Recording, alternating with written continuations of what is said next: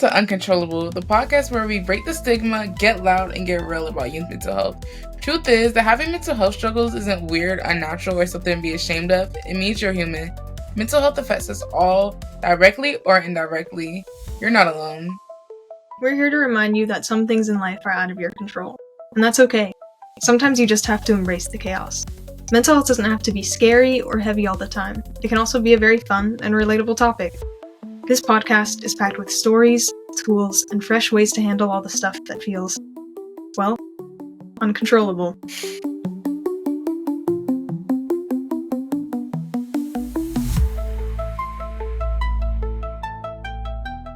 Hi, I'm Madison Mays. And I'm Sophia Lee. Brought to you by Cloudcast Media. Our goal is to eliminate the mystery and myths regarding mental health and to answer your most intriguing questions. Let's have some fun and explore the uncontrollable.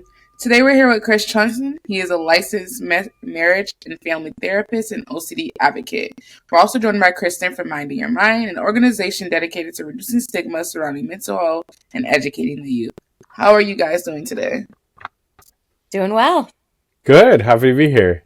Okay, we're glad. Great, yeah. So, Kristen, can you please tell us a little bit about your story and how you got to Minding Mind?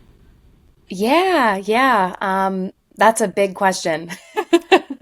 Mainly because, I've been telling my story for so many years. I've been with Minding Your Mind for going on 8-9 years now. And what the position is, I'm a young adult speaker, right?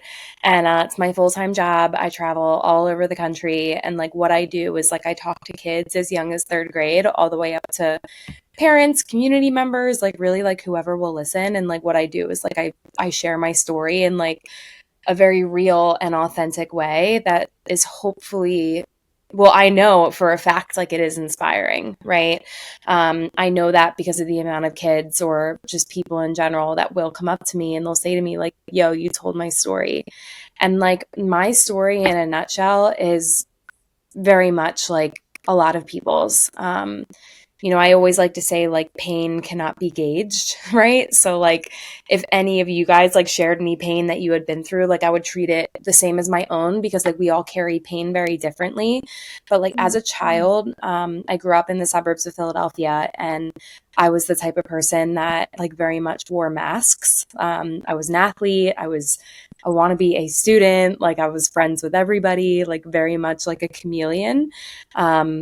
And deep down, I really struggled with low self-esteem. I struggled with, not wanting to let secrets out into the open, not wanting people to look at me like I was different. And, even though I was that kid that did the most with everything that she possibly could, I was also a kid that lived 2 different lives. And my mom struggled with alcoholism and anorexia. My dad worked a lot. My brothers were often either supporting me or doing their own thing. And, I lived that way for a really long time. And as, sort of things move forward, my mom unfortunately died by suicide.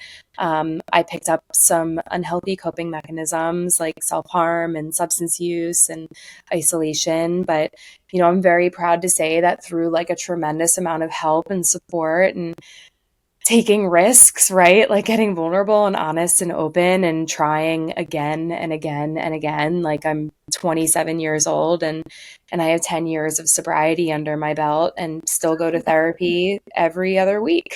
So, the journey continues, but that's me in a, elevator pitch, so to speak.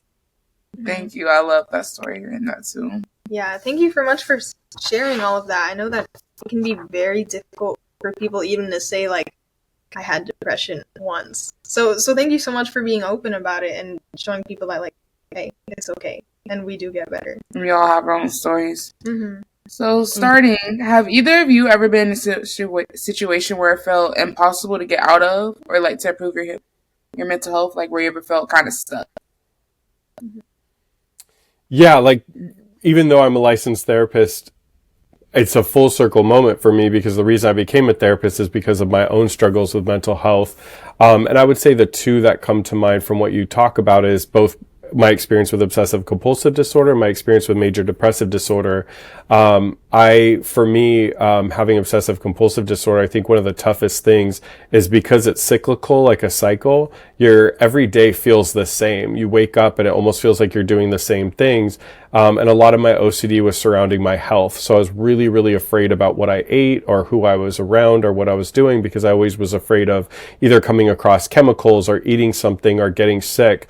And so it got to a point where I wasn't eating. And I dropped, at the time, I was about 65 pounds lighter than I am now. So I was, I'm 6'1" and I was like 140, which is not a good amount of weight.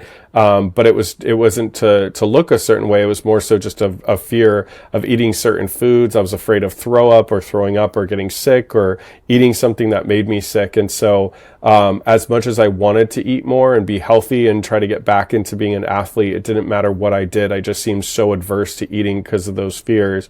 And it wasn't until you were asking, how did I get out of that situation? It wasn't really until understanding that, hey, this is OCD, this is emetophobia, this is what you're going through, and got specific tools. And then sadly, after I got better, I thought everything was going to be rainbows and unicorns and I was going to be the happiest kid on the block. But for me, after I got better and went on social media and started seeing all the people I used to be friends with, like thriving and living their lives and traveling, yet I had been housebound for 3 years and in treatment for another 3 years. And so I became extremely depressed, just feeling behind my peers. And unfortunately, I didn't handle it well and just felt, often just instead of trying to get back out there and do great things, I found myself just really focusing on the negative. And I spent about a year just in bed, not doing much and not seeing family and friends. So once again, the way I got out of that is acceptance of like, I can't go back in time and fix what happened to me, but getting on medication at the time temporarily, but also therapy, and really getting back out there and living a fulfilled life and realizing that I can't change what happened to me in the past, but every day I have the autonomy to make a different decision and to really thrive. And that's what had me full circle and become a therapist. So the good news is you can get better. I think just seeing and getting a specialist, but also getting support from people that love you and are helpful. Yeah, I kind of love how you talked about like what like that it's not necessarily like there's that language of like, oh, like there's something wrong with you, right? So like therefore it's only me. Like for me, like I felt like since there was like a label, it made me feel like, okay, like if this is diagnosable, that means that there is a treatment plan. Like it was like, okay, like I'm not the only one, like I'm not the only one that, can't stop using substances every day. Like I'm not the only one that like, no matter how badly, like I want to stop self-harming, or no matter how badly, like I want to reach out for help, like I'm not the only one that's experienced that. And like you had me remembering, even during like the pandemic, man, like, I mean, what, like I probably had like 5 years of sobriety under my belt, and I was alone and I lived by myself. And, like I'm somebody that attends like frequent 12-step meetings and likes to go to therapy in person. And I thrive. I'm one of those people that like gets energy from being around others. Like I very much like being around people. So like that was a really, really difficult time in my life. And I was in a relationship that wasn't the healthiest. And that was like my only contact. And like, I felt like all over again, I was like, oh my gosh, like all of these supports in my life are sort of being taken away from me. And I had a very hard time with change. And like, what's really interesting is like that pivot, although very much difficult, it was like instead of like doing in-person stuff, it was like doing Zoom stuff. It was, okay, like I can't get to the gym, but like I'm going to go on walks. Or, okay, like I can't see my therapist in person, but like I'm going to try to find the gratitude of like, even though like I'm in my bed all day, like at least I have the session at 11 o'clock. Like it was like, what helped me like get through that time was like, I mean, gosh, like a lot of it felt like white knuckling it, but also, looking at like the small wins rather than like I did a million things today. It was like, okay, like I went to therapy today. Okay, like, I got my groceries today and I'm going to make myself a meal. Like sometimes going back to square one isn't necessarily like a defeat or a failure. Like there's like some beauty in surrender that like I don't need to be doing this like all by myself in secret. Like I can just take it one step at a time. Yeah, these are all really good points, and I love that both of you guys ended on like the positives. Like, this is how I actually got through it. Just because it was really hard right then, just because it felt kind of impossible right then, like I was still able to move through it and keep going on. Because I mean, like, time really will keep going on no matter what you do, and it's better to be crawling towards something than to be just stuck, frozen, not knowing what to do. I agree, and I like how you guys say, like, it's really temporary. Like, it's really temporary. As long as you have that push, that little bit of motivation that you have, like, okay, yeah, I'm not feeling like my best self, but it's really not that hard just to click on this Zoom. Let me click this link and really see what it's about. So it's those little things, because I feel like a lot of people expect for everything to change as soon as maybe they go to rehab, or they go to therapy. Like, all your solutions don't get solved in one day. Yeah. It's that slow build up, that slow, small advancements you get. So what I would say, what advice would you give to people? Like, how do you get out of those negative thought patterns that might always be hindering you? I feel like I'm like a huge advocate of like, you are who you surround yourself with, which is like really difficult, like to be able to change your environment, especially if like you don't have the ways and means to do so. Like, I feel like for me, like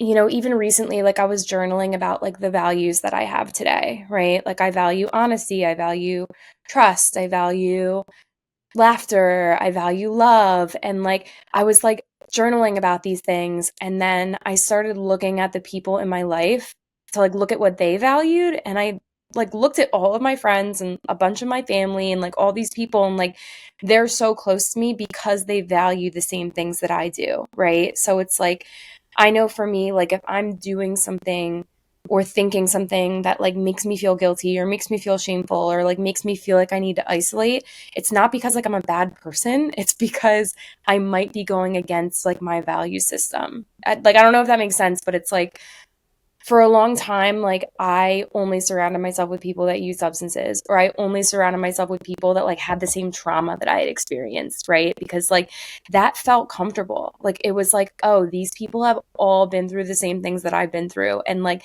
that in and of itself made me feel less alone. However, these people were not in therapy. Like they weren't taking care of themselves. Like they were actively using or actively self-harming. So it was like we were like this little cohort, and like it was like that shared trauma, right? And really until like I went into treatment, like I did about 5 months of treatment the second time around when I was 17 years old, where like I didn't have my phone. I couldn't call these people. I couldn't text these people. Like I made new relationships and friendships like in treatment, and like looked back at those old relationships, and like even though I miss them and I was like, I love these people and they've been through so much and they deserve like a chance to like the chance that I have.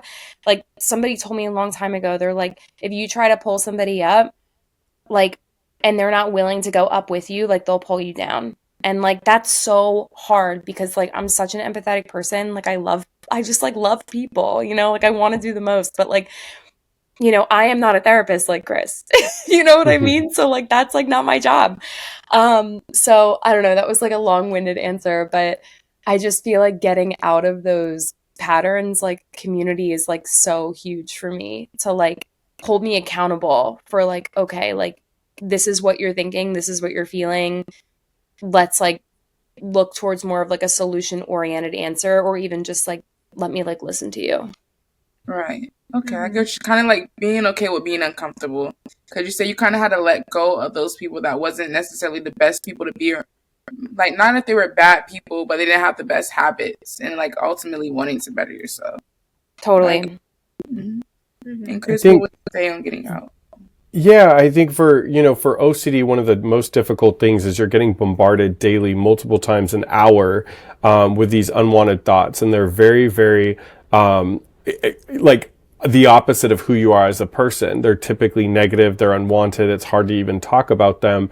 And the mistake that I made, and what most people make, is we take an extreme approach. Either we spend a lot of time like analyzing those thoughts, trying to answer them and discover the origin, or we go the other extreme of trying to distract ourselves and ignore. And I was doing both of that. So when I came to treatment, what it was really learning is, hey, can you accept the presence of these thoughts? So when I was talking a little bit ago about like health fears, right?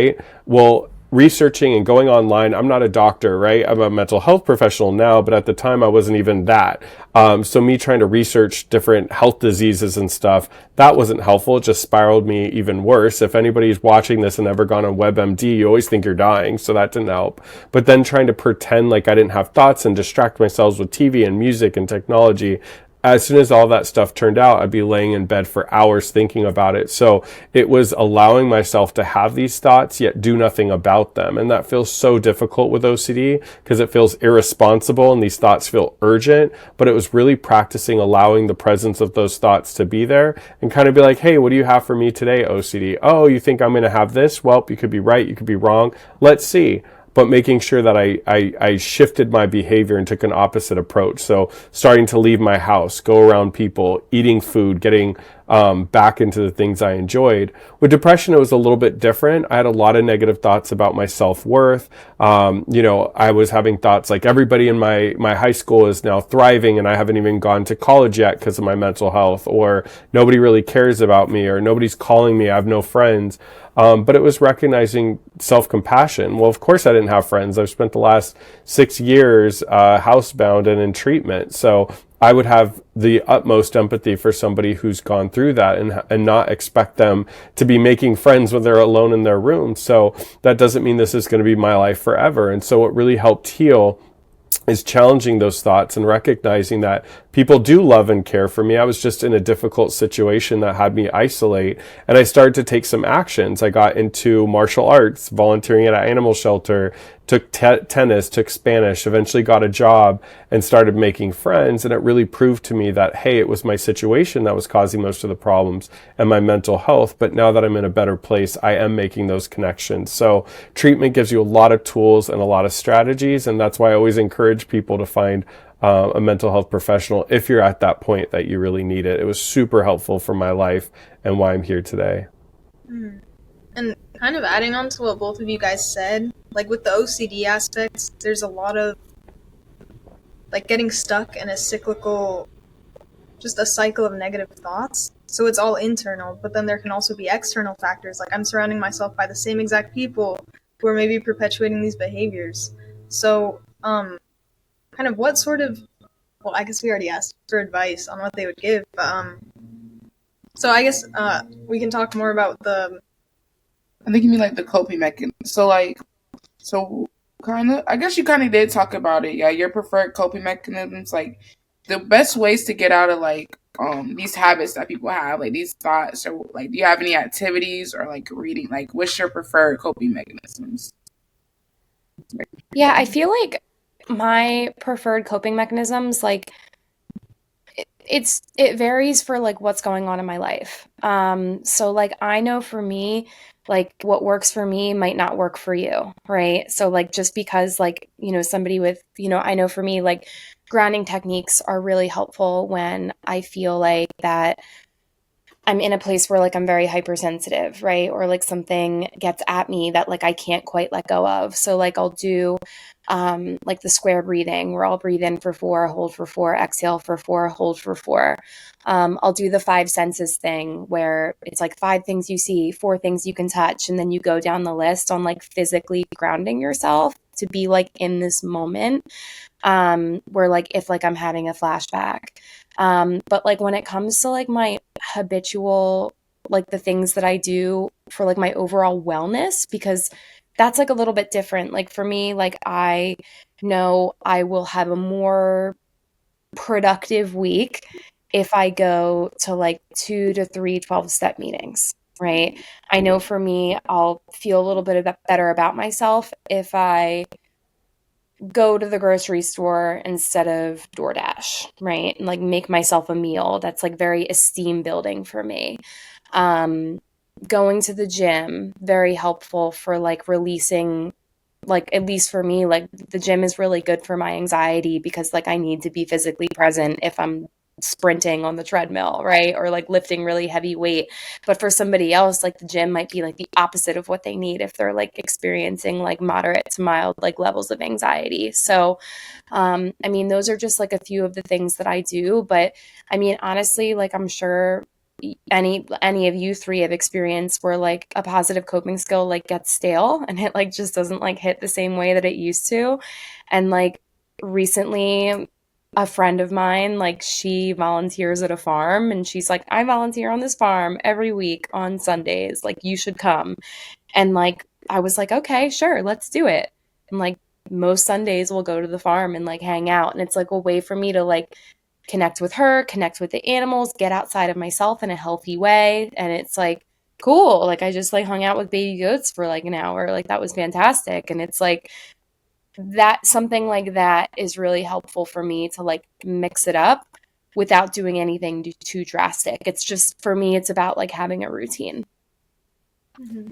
Yeah, and I do like the question that you guys were asking about, we were talking about internal, like, negative thought patterns. And then, Kristen was talking about those external changes. And I think that you both hit on something, Sophia and Madison, is that it is sort of a holistic treatment, because cognitive behavioral therapy was great for how to address those thoughts. But if I was only taking care of my thoughts, but like Kristen was saying, your lifestyle is still the same. That's why a lot of individuals that do go get treatment for substance use disorder, they go back home, and if they still have the same group of friends and they're in the same area and connecting with the same people, they often go back to that behavior. And I know for me, I was doing so well, but really I had to change my behaviors because I was housebound, and all I was doing to leave the house was to go to treatment and come back. So if I would have gotten better mentally, but then continued to just sit in my house all day, nothing would have changed. So for me, it was sort of like a life overhaul. I asked myself, like, hey, I got to fill my time. Like, what things do I really like? And I like martial arts, and so that was why I picked that. But also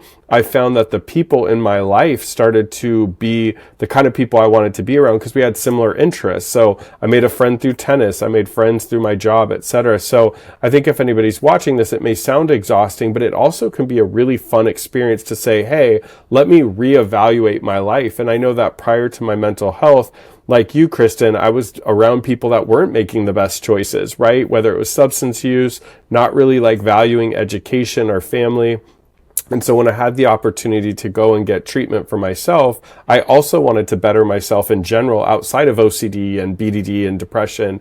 And so some of the things was just finding those friends that were sympathetic to my to my situation and wanted to see better for me. So I think, individual therapy and group therapy to really help with maybe the specific compulsive behaviors or the specific behaviors you have in the disorder, but a general life overhaul so that your lifestyle is much more values aligned is really important too. Mm-hmm. Yeah, definitely. Just connecting how thoughts, feelings, behaviors, that's very CBT, but then also yes, because if you change your thoughts but you don't change your actions, like you're gonna have to go back one way or the other. You're right, you won't even get nowhere. So it's kind of finding that balance, that good ratio, kind of focusing on the broader aspect. Yeah. I love that. And also, wait, hold on, I'm sorry. Wait, Madison, do you know what time it is? No, Sophia, wait, what time is it? Wait, what time is it? Oh, I think it's game time. Okay, so yeah, we have a little game segment in the middle of our shows just to lighten the mood. Would you like to play a game with us? Yeah. Yes, I'm always game. Okay. Ooh, this game segment, we haven't done it before, but it's Would You Rather. Ooh. Yes. Oh. So, yes. So, to start off, okay. So, just, would you rather be able to control time, but every time you use your ability, your memory is lost from the time the power is used, or be able to read minds, but you temporarily lose your vision with each mind you read? So what's more important, your memory or your vision? Do you ever get your memory back, or is donezo, like it's gone? Like it's like Jason Bourne, right? Or is it not? I don't even know who that is. You got amnesia. Oh. No, yeah. From that moment you lost that moment you use your time power, it's gone. Like from that exact moment. So like, oh, say you make a mistake, like, oh wow, I did something embarrassing. I'm gonna go back in time. You go back, but you don't ever remember going back. Like you don't remember the future. Like if you go back in time, you don't know what happens next. So there's a movie called Memento, and the guy loses his mind, like memories. So he gets tattoos of certain phrases to remember, and he's like all tatted up. So I don't have any tattoos. I think I'd pick that one and lose my memory, but always get like some kind of writing down. Because I've never wanted to be able to read minds, because you will think somebody is your bestie, and then you're gonna walk up in their house and they're gonna be like, why is Chris wearing that? It looks stupid. And I'm like, nope, I don't need to know all that information. My feelings are gonna be hurt. So I'll do the time travel. It's very much TMI. I don't think anybody wants to hear my thoughts. I don't want to hear anybody else's thoughts. Like that is between you, yourself, and whatever it is that's up there. I pick choice number one. Same. Yeah. Ooh, this is a good one. Would you rather be stuck in a room for a whole week with somebody that you hate, or be stuck in a room for a whole week with a person that talks nonstop? Like it's going and going and going and going and going. It's endless. I feel like So somebody that I hate. I feel like at least maybe, and maybe this is the optimist in me, but like maybe we would be able to find some sort of common ground. And if that's not the case, then like we'll just sit in silence for a week and just tough it out. I was going to say, as a therapist, I have to say sit in the room with someone you hate, because just like Kristen said, my goal would be, can we get to a point that we at least like repair that relationship?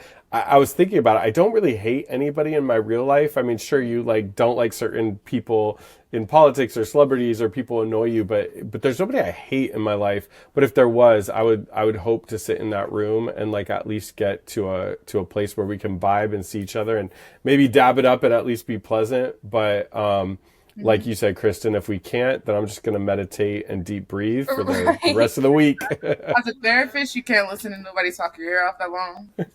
Well, I love hearing people talk, and I genuinely love people. And so when my clients talk to me, I really enjoy it. I think, though, 7 days a week, nonstop, to the point that I could barely sleep because the person's keeping me up talking, I think I'd lose it. So I'm going to have to say, trying to repair a relationship with someone I don't like.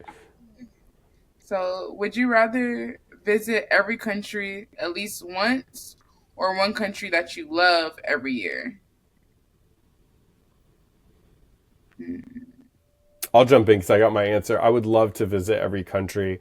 Both my grandparents didn't have a lot of money, but they made it work. They traveled a lot. They traveled not in style, but they were able to travel. And I just remember as a kid looking at all their pictures of them going everywhere. And although I've been to places like Mazatlan in Mexico, or places in Norway and England, and there's been some beautiful places. I think the opportunity to meet different people, eat different foods, cultures, faith backgrounds, languages, that would be amazing if I could travel all the time. I would love that one. 100%. I have a friend that like she takes all of her like anything that she isn't spending on like life, right? Like rent and food and whatever, like all of it goes to travel. And like I look at her pictures and I'm like, this is unbelievable. I also love to travel, and I feel like I wouldn't want to see the same place every single year. Like I would love to like broaden my horizons and, you know, be able to like have all of those experiences for sure. Yeah. I agree. Is there a dream country though that you guys? Oh, that's true. That's a good one. I mean, I will say a trip that I'm really looking forward to is like in October, like me and my fiance are going to Italy. I'm really excited. Nice. That's so cool. Yeah, we're going for a wedding, which is like the best part. So it's like we're doing like wedding stuff for one of his like best friends, and then we're gonna like travel all around. So You get to get dressed up. I know. I'm so excited. For me, 100% Greece. I'm half Greek, half Norwegian. I've been to Norway, so I want to go to Greece next year. So that would be the dream country, is to go to Greece. And the food is the best food in the world, so I'm so excited. It's so good. Yes. Where do you want to go? Actually, I don't want to stay living in America. So I want to move to Spain, but I really want to travel all over. I hear Spain is beautiful. Wow. I've How always for you, Madison? Where do you want to go? I've always wanted to visit Brazil, but Ooh, yeah, that's that's what another because good I just love I just like the culture because they say there's just up and downs with it, but that's with everywhere, Yeah. and I feel like there's so much culture from it. And I remember watching a movie Rio. Have you guys seen Rio? With the Oh, Blue yeah. Burger? Yep. Ever since I seen it, I started looking into it. I was like, oh, I have to go there. And they have good dancing. Yeah, They do have great dancing. right, and the place is so large. Yeah. Like I feel like there's Right so across the street from my office, there's a Brazilian restaurant, and the woman that owns it is straight from Brazil. She moved here, and I always ask her about her country, and she always tells me stories, and the food is so good. So she always plays Brazilian music, and Portuguese is tough because I speak some Spanish, but Portuguese is not the same. So I would love to go down there though. It seems amazing. Oh, they're in Japan. There's so many people in San Diego that have been to Japan, and they're always like, "Oh yeah, Yes, Japan's so amazing." many. There's so many. I'm like, okay, I gotta see what the hype is all about. Same. Japanese, That's on my list. at least Portuguese, like, low-key, I speak Spanish, and I can read Portuguese pretty well. But Wow. I can't understand it. You can't understand Portuguese. No, not even Oh. a little. It sounds Russian to me. Like, Okay. Last one. So would you rather be able to fly, but every time you land, you kind of puke or like throw up a little bit, or you have super speed, but you break a bone every time you use your power? Fly, for sure. But really? that's also because like I don't like just like what was it? You throw up a little bit? Like just like a Yeah. little bit? Yeah, Oh, it might that is depend. true. It might depend on how the further the distance, the more of you. So it really. Okay. Oh, no. Yeah, so it really depends. yeah. I feel like if I could fly, I just feel like all my problems would be gone. I just feel like it would be okay if I could just like fly to the beach, fly to wherever I wanted to go. Like that would be cool. I feel like the risk is worth the reward. Mm. What about you, Chris? Yeah, so obviously I had a lot of anxiety and phobia around throwing up, but as a therapist and as somebody that's gone through the treatment, I can't let that stop me, right? Like I'm in a good place with that now, and although nobody enjoys throwing up, I'm not at a place where I fear it like I once did. And breaking bones, I've never broken a bone. Let me knock on some wood. Yeah, that just sounds scary. And every time, I'm like, after a while of doing super speed, I'm going to be in a cast. What? It could be a tiny bone. Like there's bones in your ear. You might Yeah, pop. but then you can go down. Oh. But I only have 206 trips of speed because then all my bones will be broken. So at least with flying, I'm going to do the exposure therapy of throwing up, Yeah, right. bring a pocket toothbrush so that I could brush my teeth afterwards. But yeah, the flying. Or here's my loophole. I'm going to fly and just never land. I'm going to hover. So I never land. So would your guys' answer change when you break that bone, it regenerates in like a week? So you're like, Ooh, that's good. Do you get to pick Okay. which bone breaks? no, you don't get No, to pick. it's a surprise. No, because I mean, you could break like your pelvis. You know what I mean? Like, how terrible would that be? But it's like, okay, but say you travel to like, okay, super speed. Like you said you really wanted to go to Italy, right? That's a free trip to Italy. Right, you could walk on water. You just gotta rest for like a week. But you could rest in like a nice hotel and you got like a month still there. Uh-huh. I mean, you're not wrong, but I could just fly to Italy and just throw up. That's true. That's true. Good answer. Yeah, I think I'm going to stick with the flying, although it'll be like unnerving. But I don't know, just the thought of a bone breaking. Even that week, I'd just be sitting there in bed like, oh, yeah, I'm in Italy, but all I can see is my hotel room. So I think I have to do the flying. Yes, that's what I get to. Thank you for our mini segment, guys. We just have a couple more questions for you. Mm-hmm. What are our questions? Damn. Okay. Can you talk a little, like Chris? Can you talk a little bit about the OCD spiral, the OCD bubble, and it doesn't just relate to OCD. Like I think a lot of mental illnesses, you can get stuck in a negative thought pattern. How do you kind of break out of that and realize, oh wait, this thought pattern, my anxiety, my OCD, my phobia, whatever, it's not good for me. Like it's trying to say it's protecting me, but it's not. Yeah, I think that's one of the most challenging things is we have our rational brain. It's our brain that we use when we're making plans, like Kristen's plans to Italy, right? That's the part of our brain when we're learning in class. That's the part of our brain that's like focusing and just kind of taking in. Let's say you're at a concert, you're listening to the music and vibing. The problem is when you get in those bubbles, those spirals, like, you know, whatever mental health condition that you have, that rational part of our brain almost gets shut off, right? Like the communication stops, the blood stops, the neurons communicate with each other. It stops, and it gives all of your focus into your fight or flight, the reptilian part of the brain. And that's where your hearing improves, your eyesight improves, you're kind of scanning, you're ready to fight or run. And the problem is a lot of these mental health conditions put us in that fight or flight state when we don't need it. So it's a great state to be in if you need it. So if you're driving and a car almost hits you, you want to be able to react quickly and swerve. Or if somebody's dog's not on a leash and it's looking like it's coming after you, you want to be able to quickly like run in your house and shut the door and lock it.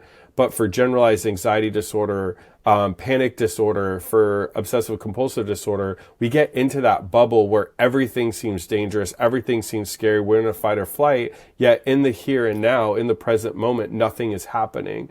And so that's really what we're trying to teach people is you are reacting to either something that happened in the past or you're afraid that's happening in the future, but in the current moment you're safe. And so if you could preemptively start to learn like what are your triggers, what sends you into that spiral, when it starts at the beginning, you can react differently. You can jump into treatment instead of jump into compulsions. And if we can get to a point where we're really good at identifying it and not going down at the spiral in the first place, we stay above it.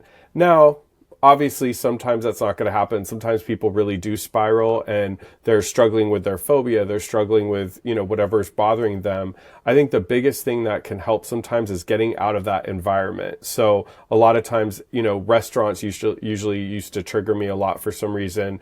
And I would excuse myself. I'd go to the bathroom, run some cold water on my wrist because it cools my temperature down.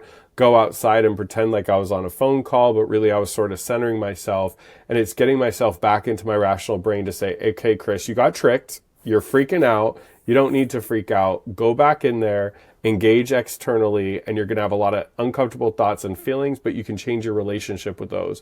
You don't have to focus on them or give in to them. So the strategies are learning and identifying what really triggers you. What are those triggers? And starting to embrace and confront them versus like hiding and running. Because anytime we avoid things that are difficult, at some point it's going to sneak around the corner and get you. So it's facing our fears versus running from them. Mm-hmm. And actually, I kind of have a story from my own personal experience that kind of relates to stuff.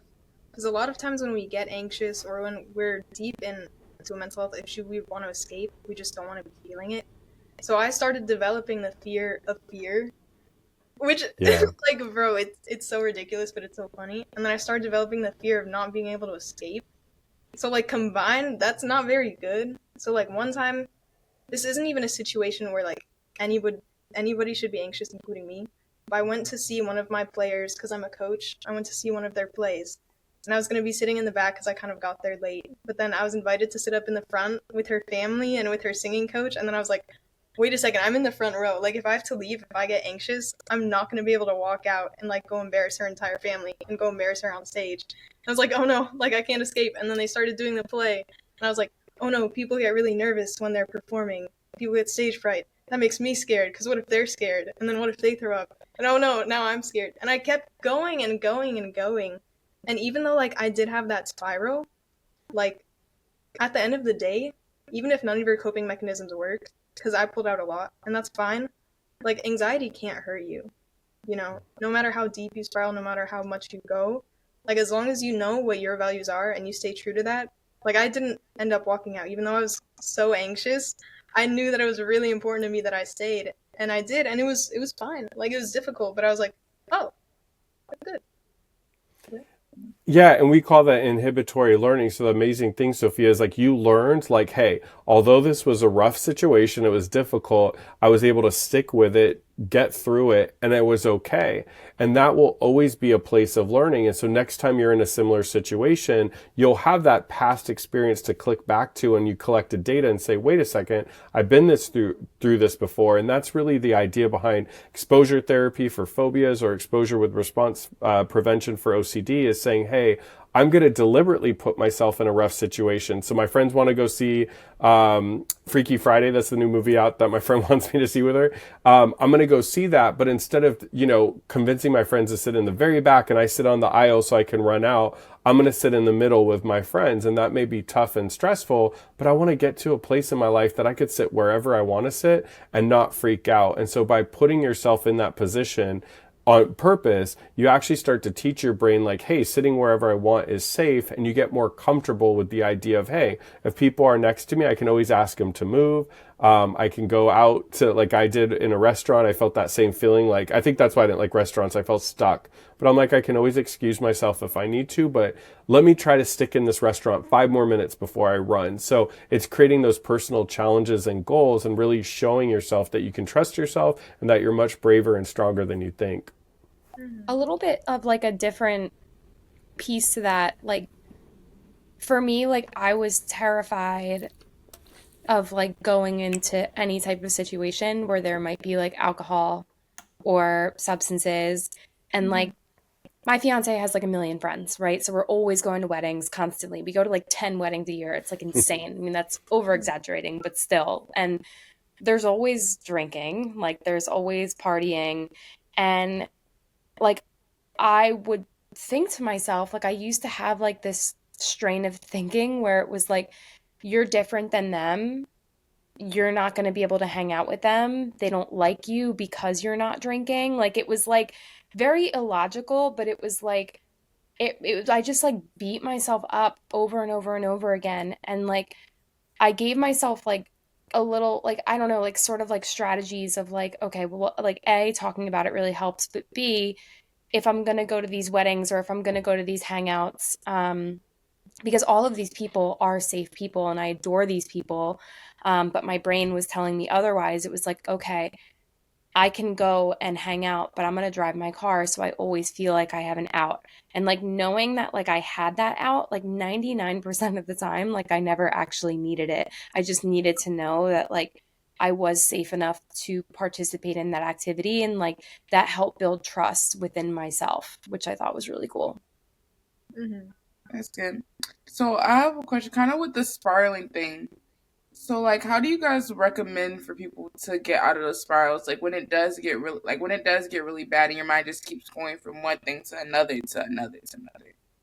Like, I think, does that have anything to do with like maybe just anxiety or maybe, I forgot what's the word called. Like when you're having like a panic attack, like how do you get out of that? I feel like what's really like, I mean, Chris, like you mentioned, like the cold water on your wrist. Like, I feel like anything like sensory for me is really helpful to like help ground myself. Like, for a while, like I would like go if I were home or like somewhere that I had access to a freezer. Like, I would like hold ice cubes. Like, it was something that was very jarring, and I don't like the cold. And it was like I literally like forced myself to focus on it. I also would do like my therapist a long time ago, like she taught me about like doing like mindful walks. And, you know, if it's like safe enough for me to do so, like I would literally go on a walk and depending on what I saw, I would create a story in my head on like what it was that I was seeing. So like if I saw a squirrel, if I saw a tree, if I saw a person walking by, like instead of creating like a scary story or like a story that like brightened me or made me more anxious, like I would literally create like something that was funny or something that was goofy. And like I would sort of like force myself to do that. And even if it was like 5 minutes of like existing in this story, it kind of like helped like derail that train of like, okay, like I'm not like at like a 7 anymore. Maybe I'm at like a 4. Yeah, I would say it's a little difficult to answer because it sometimes depends on the mental health condition. But one thing that Kristen talks about is like senses.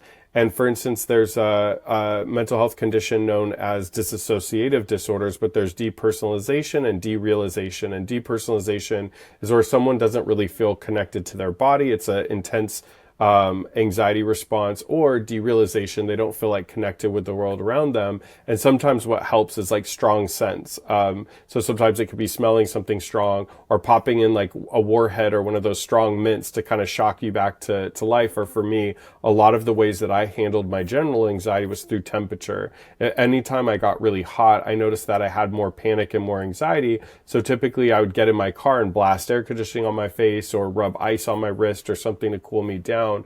I think a change of location can help as well. So sometimes if we're really, really stuck, I remember one time I was getting stuck with laundry with OCD because of contamination. And I was trying to do the same load of laundry over and over. And I was like spending 3 hours washing the same item because it didn't feel clean enough. And I finally just said, okay, I need to stop laundry. I'm going to leave the house, go get a breakfast burrito along the beach, go to Barnes & Noble, read a book, go to the gym, get a little exercise, and then come back home and try it again.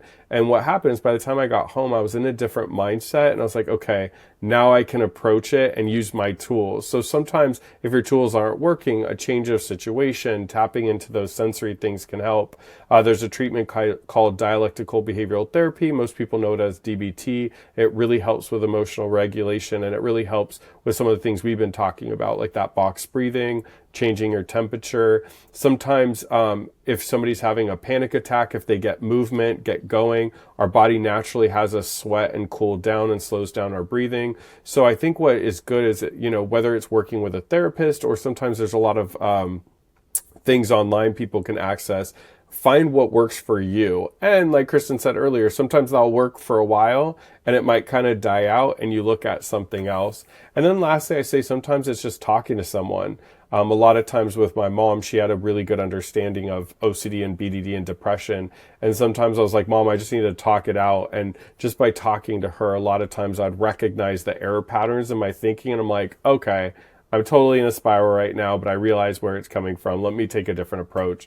This is just OCD trying to trick me or something like that. So sometimes connecting with someone that has an understanding of what you're going through.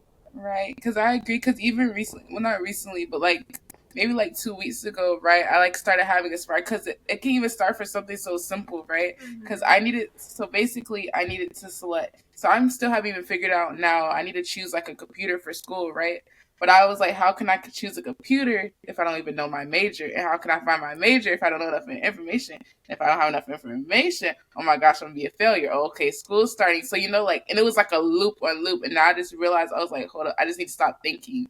Like, even, like, sometimes I feel like our mind gets so ahead of it. And, like, I think I was just going at a 10. I, like, just had to, like, leave my room and just throw on something and just kind of think about it. And you could always, like, this, like, really stopping and pausing, even when it's hard, like, realizing, okay. And it was, like, 3 o'clock in the morning. I was like, why am I thinking about a computer? Literally. Or, like, why am I thinking about this at, like, 3, 4 o'clock in the morning? Right? So I just had to, like really take that breather and kind of make yourself, like, aware. Like, kind of with the sensory, like, okay, I need to feel something. I can't, like, keep living in this moment. It really does help. So I feel like so much time, our mind gets way ahead of what we're actually, like, there in the moment, kind of. Yeah. There's also, like, not, like, a whole lot we can do just by thinking. Like thinking is different than doing. And, like, I think if I just think about it, I'll solve it. And it's like, there's literally nothing I can do right now. Like, I just need to say that out loud. Right. That's what it took. Yeah, what I was going to say, Madison, is what you did is what we call drop the rope technique, right? Like sometimes you're playing tug of war and you finally realize it's not going anywhere, so you just let go and walk away. And that's what we have to do sometimes. And I always tell people there's 3 really good questions you could ask yourself if it's time to drop the rope and walk away. First step is this the right mindset to make this decision? So, would I want my Uber driver to be in this mindset when they were driving me? Or would I want a surgeon to be operating on me? You don't want your surgeon to be up at 3 a.m. spiraling to operate on you. So this is not the right time to decide majors and your future in computers. So it's saying, let me delay this and wait until I'm in a fresh mindset. Second question to ask yourself is like, do I have any new information? So what I mean by that is like, they don't open up a cold case just cause. They open it because there's new DNA stuff or somebody's come out and confessed. So if you've already done all the research on a computer and there's no new information, it's like, okay, I got to just make a decision and take action because more thinking isn't going to help. And then third question, is this helpful? Is it getting you closer to deciding your major in your laptop? or is it just spiraling and making that decision harder? So sometimes if the answer is this isn't the right mindset, no new information, and this isn't helping at all, it's like, okay, like Kristen said, it's time to get out of thinking mode and take action. And I will buy a computer, and look, down the road, if it ends up being the wrong one, I could sell it, use the money for a new one. Like, trust yourself that you'll figure it out down the road, and you don't need to come up with it right away. Yeah. And like, kind of going off of your analogies, because I have a phobia, I have a metaphobia, which is fear of throwing up. But sometimes if I'm stuck in a spiral, or if I'm up at like 2 a.m. thinking about, bro, what if I get food poisoning tomorrow? I think about like, okay, hold on, let me take another phobia, like fear of mascots or fear of needles. Like, right now in this moment, I'm not worried about if a mascot is going to come up to me tomorrow when I'm on the street. Like, that's just not something I'm realistically thinking about, so why would I do it with throwing up? And so then I'm like, okay, I'm like just being irrational. Right, just like realizing, kind of leveling yourself, like what's really going on for no reason. Yeah. I like really looking yourself in the mirror, like, okay, let's chill. Let's chill. Mm-hmm. 100%. Right. And another question, so kind of steering the way, like just a couple more questions, right? So like I know a lot of people struggle with like expressing themselves, or like even how we're like our spirals, or like really putting how your emotions, like kind of like taking it out your mind. Like, what's the best way do you guys recommend to express yourself? Like, what are some expressions that you have? Like, I heard you talk about like you like some type of karate too. You did, Chris? Martial arts, yeah. Yeah, martial arts. So like, what do you guys recommend, or what are some things to do? Yeah, I think, we are so afraid sometimes to express emotions. We're told not to be emotional and stuff like that. But what our emotions really are is it's our way of our body to kind of release emotions. That's why, like, if we're grieving a loss of someone, crying, having memories and talking about fun times about, them, being sad that they're not there. I mean, when we really express our emotions, it helps us process and get through hard times. So if you're not comfortable with expressing emotions always externally, it could be in your room. It could be writing it out. Sometimes writing a letter to somebody that's hurt you, even if you never send it or give it to them, it's like getting those feelings and getting those thoughts down on paper.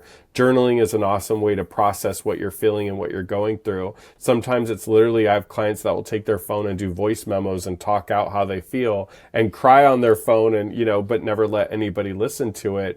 I think for me also is like, physical exercise has always been a way for me to like exert all the like intense emotions I have. So whether it's martial arts, which has a mindfulness component to it, hiking, which has a nature element to it, walking my friend's dogs, which has an animal component to it. There's always been ways that I've tried to express myself, even if it's not overtly crying or laughing, at least doing something that's helping me sort of, regulate my emotions, etc. So I would say there's a lot of ways to do it. People can find what makes them comfortable, but the one thing I always shine away from is holding stuff in, because pushing emotions down, holding it in, not talking to someone else, it's going to come out worse eventually. It's, it's like pushing one of those balls down in a pool, and eventually the beach ball pops up. That's what happens if we don't express our emotions in a healthy way. Yeah, I mean, I piggyback all of those things. Like, for a lot of years, and even still, like, my first instinct or my second instinct is to like shove it down and like put it in a box and not open the box ever.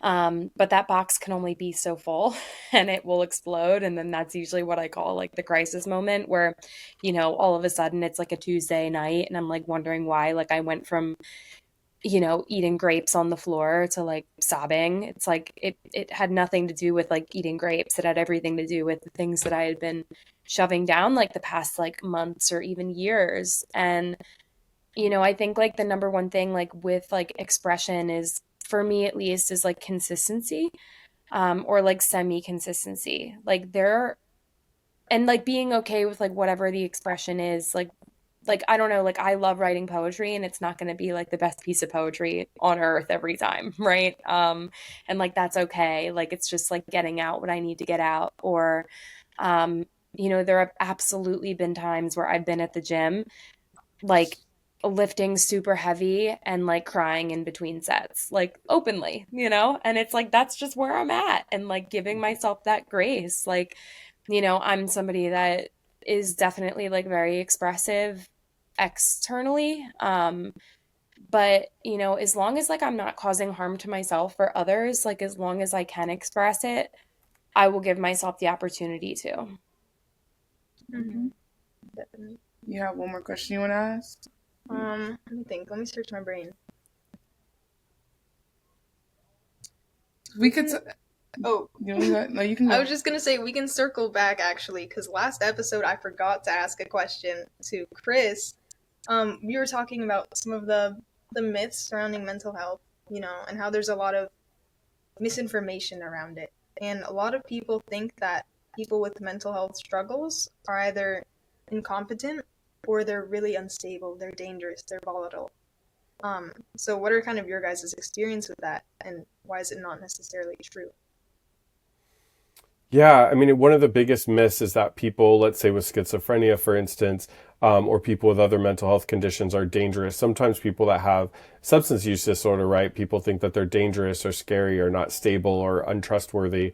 But we have a lot of data and a lot of research that shows actually people experiencing mental health conditions are much more likely to be victims, unfortunately, of crimes and be hurt and be taken advantage of. And so I don't know where this myth came from. And I think that's why it's so important that we make sure that we support media that portrays people with mental health conditions in an accurate way. I've worked with clients that have both OCD and schizophrenia that are managing the schizophrenia with medication. And they have been some of the most like kind, gentle souls. I have an uncle with an intellectual disability, and he used to work for a grocery store and like bag groceries, and people loved him. People would come and like wait in his line to have him do it. But in media, sometimes it portrays people like that as brutish. So I think it's so unfortunate that a lot of times what we portray in the media is just inaccurate. So we have to start to understand that people with schizophrenia and other mental health conditions are actually more likely to be victims,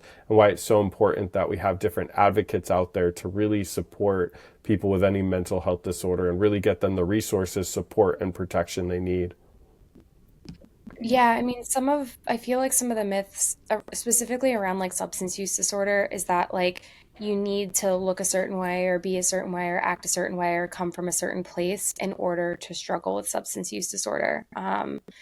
I always had like, and that's why stigma is so like dangerous, right? Because like I always thought that I had to be somebody without a home, somebody without a job, like had kids to lose or a car to lose or a job to lose. But like I was 17 years old living with my dad, and was using in a upper middle class neighborhood every single day in like my bedroom, right?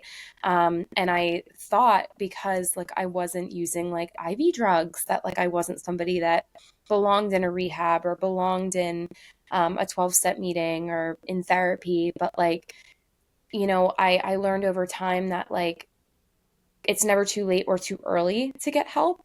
We don't necessarily need to be like at these crossroads of like, I feel like I want to take my own life, or I feel like that I can't keep living. Um, I found that like there are a lot like people that struggle with substance use disorder like come from all different walks of life, and I just wish that I had known sooner, because maybe I wouldn't have beaten myself up for as long as I did, or maybe I wouldn't have like hidden in that sort of like shame bubble of like nobody's like me. Because believe it or not, like even many years later, I had a good friend of mine growing up, like her mom messaged me on Facebook, and I used to hang out with her all the time, and she was like, "Hey, I've 5 years sober," and I had no idea that she even struggled, right? So like Wow. we never really know who is struggling or what's going on with an individual. So, it's like we can't always read people. Mhm. Yeah, no, Thank that's a really good message. Like, because yeah, a lot of times people try to say mental health or mental illness looks one way, OCD is one way, eating disorder is one way, all of this stuff, and it does like further trap you in your mental health disorder because you're like, well, that's not me, or oh my gosh, that is me. I'm like this forever. So yeah, thank you so much for being really open about that, you guys, and yeah, just Right, like I get what you're saying. Like, yeah, I wish like how you said, really mental health could really look any way. It can look like anyone, any age, any gender, any like ethnicity too. And like, I feel like if more people knew that is such a common thing. It's really, that's kind of like why our podcast is titled Uncontrollable, because it is uncontrollable. It could be in this person, that person, but it's just about us talking about it more, being open about it, and not being like afraid to admit it. Because I know it's something, but it's something you work towards, and I feel like we should all work together as a society to get there. So thank you for that. So, once again, I'm Madison Mays. And I'm Sophia Lee. Brought to you by Cloudcast Media. Today we talked with Chris Trondsen, a licensed marriage and family therapist. And we also talked with Kristen from Minding Mind, just a really amazing organization for mental health advocacy. And we hope you've had fun. And remember, don't be afraid to explore the uncontrollable. Thank you. Thank you so much.